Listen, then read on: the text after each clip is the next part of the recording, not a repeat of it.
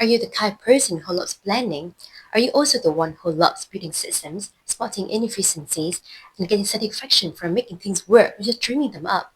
So if your answer is yes, you might be an architect. And trust me, that's one of the most underrated career superpower in your career journey. So hey guys, my name is Violet. I'm a career coach who have helped hundreds of international students, young professionals, successfully landed their job offer in the UK and beyond in the span of 60 days. This is episode 2 in my 4-part series about career archetypes, where I'm going to help you define what type of career energy you naturally carry and how to turn them into real job offers and career success. So last week we explored the visionary archetype. You can go back to my channel and have a look at that video, but today I'm going to dive deeper into architect, the one who turns bold ideas into building systems that actually work. So let's get started. So architects are planners, designers, problem solvers. So why visionary asks, what if? The architects ask, how will that actually work? So let's have a look at the core strengths of an architect. So they're very detail-oriented, very structured. They're also amazing at spotting inefficiencies and patterns. And one thing, they love building systems, processes, and timeline. You're not the loudest person in the room, but you're the one that actually making things work. But what are the common struggles that architects often face with? So let's have a look. They might overthink or get stuck in perfectionism. They also can resist sudden change or messiness. And one thing that I saw a lot of architects do is that they often downplay their own contributions because they think they're just behind the scenes. So let me give you an example of one of my clients. So I had a client who worked in operations for a very fast-growing startup company. Now she wasn't flashy, but whenever something broke, she fixed it. She designed workflows, she improved the handovers, and she helped save the company hours of work.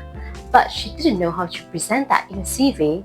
So once I rewrote her CV with clear achievements, clear metrics, and using system language, she got 3 interviews in just 1 week. So that's an example of an architect who doesn't know how valuable their skill set is, especially in front of an employers. Here's how an architect often show up in job application process. So let's have a look at the strength of an architect and what they often bring to the job application process. So they are very structured. They bring a very structured CV with clear section progressions. They're also really good at giving logical and well thought through answers to job interviews. And lastly, architects are well known for being reliable, efficient, and consistent. But what about the weaknesses they bring to the job application process? So firstly, they often undervalue their own contributions and their skill set because they think they're just behind the scene people, not the people at the front. Secondly, they focus too much on the how, but not enough on why it matters part. And lastly, architects often struggle to show initiative, especially in creative or fast-paced roles. In order to best present yourself as an architect in job hiring process, so there are 3 quick tips I would like to share with you, and if you apply these, you'll definitely get success in job interviews. So the first tip is quantify your answer. So don't just say, I improved a process. Focus on telling them how much time and cost that your process have saved for the company.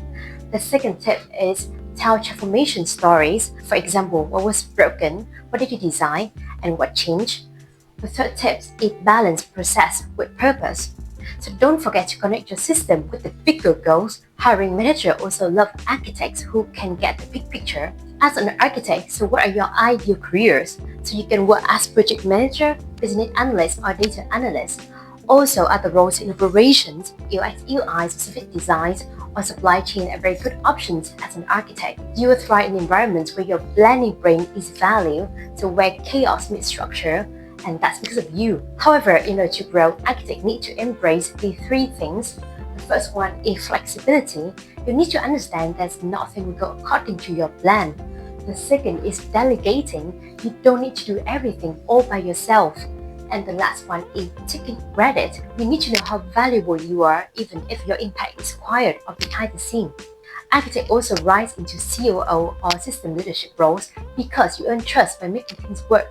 So how to know are you an architect or not? So let's ask yourself these 3 questions to figure out if you're an architect or are you something else entirely. The first question is, so do you get deep satisfaction from fixing broken system and making things more efficient? The second question, are you the person who others often rely on to organize, to streamline, and make things more efficient? And the last question, do you prefer, working behind the scenes and letting others take spotlight? So if you answer yes to two questions or more, you might be an architect and the workplace needs you more than ever. So what do you think? Are you an architect? Are you a visionary? Or are you something else entirely? So in episode 3, I'm going to talk about Dynamite, another career archetype, the action taker who gets things done really fast.